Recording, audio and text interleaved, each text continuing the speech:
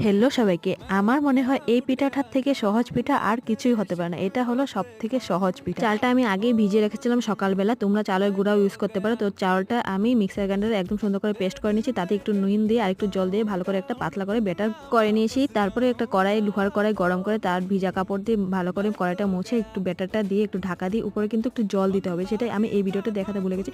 পরে তোমাদেরকে দেখিয়ে দেবো। তো এখানে কিন্তু কোনো তেলের দরকার নেই। তোমরা যদি চাও সরাতেও ইউজ করতে পারো। তো আমার কাছে সরা ছিল না বলে আমি লোহার কড়াই ইউজ করেছি।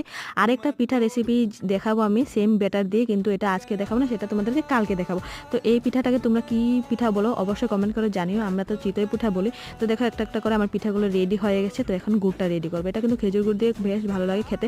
তো খেজুর গুড়টা আমার কাছে ছিল না বলে শেষ হয়ে গেছে, সেই জন্য আমি নর্মাল গুড়টা দিয়ে ইউজ করেছি। তো আগেই জল একটু গরম করে তাদের গুড়টা দিয়ে একটু গুড়টা গলিয়ে নিয়েছি সুন্দর করে। তো ভিডিওটা কিরকম লেগেছে অবশ্যই জানিও। খেতে কিন্তু দারুণ হয়েছিল। আর ভালো লাগলে লাইক কমেন্ট শেয়ার করে দিও, চ্যানেলটাকে সাবস্ক্রাইব করে দিও। আজকে মতো টাটা।